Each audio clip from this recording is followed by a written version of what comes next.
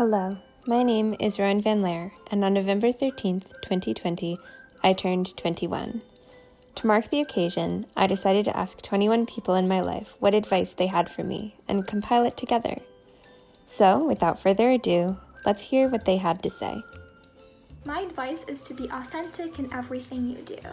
What you write, what you create, and what you say should always reflect your beliefs and celebrate you as an individual. Never really worry about what other people think about you and just do what you want to do, because at the end of the day, that's what's most important, is making yourself happy, making sure you're comfortable and you feel safe and that you feel cared for. Hey Rowan, my advice to you is to keep dressing in a way that's unique and you. You definitely have some of the most fashionista, fashion icon looks of our friend group, so I hope it stays that way. I think it's very important for you to know about the bones in your body. Altogether, there are 206 in your body, but roughly 25% of that are just in your feet alone. My best advice is do no harm, but take no shit. Life's short, you gotta be positive while you can, but you gotta know when to be selfish too. So looking at your feet, individually, each foot has 26 bones, so that's 52 bones in each foot. If someone has unrealistic expectations for you, trying to meet them will burn you out, and it's pointless, and don't do it.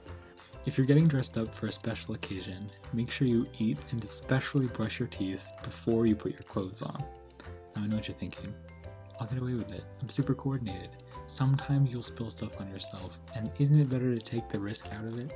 If you cut off a foot, that's only 26 bones, because you only have one foot, and 26 out of 206 minus 26 is roughly 14%. So if you cut off a foot, you have less bones in your feet alone.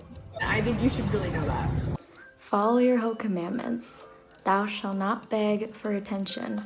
No one should ever have to beg someone to be in their life, because the right people will give it to you without asking. My advice is that you eat more fruit. Happiness is a choice, not a result. Nothing will make you happy until you choose to be happy. I would say yes to more things. Like, don't say yes to things you don't want to do, but say yes to things that you do want to do, but you're just scared of.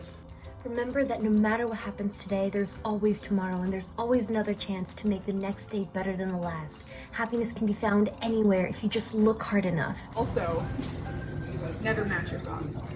So my suggestion is to not take anything for granted. If you appreciate all the little things that come your way and that you enjoy, you're going to have a way happier life. Looking at life through a certain lens can really change the way that you experience life. So even though it sounds cheesy, sometimes the best thing to do is to be positive, even if it means faking it for a bit, in order to get yourself through that situation. Don't waste your time caring about what other people think about you, because at the end of the day, your opinion and your character are really the only things that matter. So just do whatever makes you happy and have main character energy while you do it. Things that have never happened before happen all the time. Don't date for life men. And if you want French fries, order French fries. Always. If your roommate brings a girl over at 12 a.m., he doesn't want to hear you get wine drunk and talk about Smash lore. Sorry, David. Won't happen a third time. Rowan, happy 21st birthday.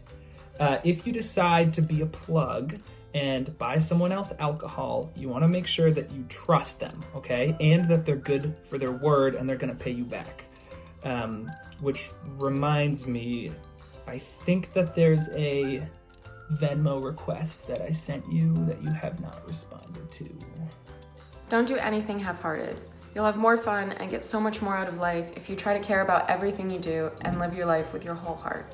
My advice to myself is to remember that you're doing great, and that 11-year-old you 10 years ago would look at the you now and she would be so proud of the network of people that you have culminated and who are willing to do this for you.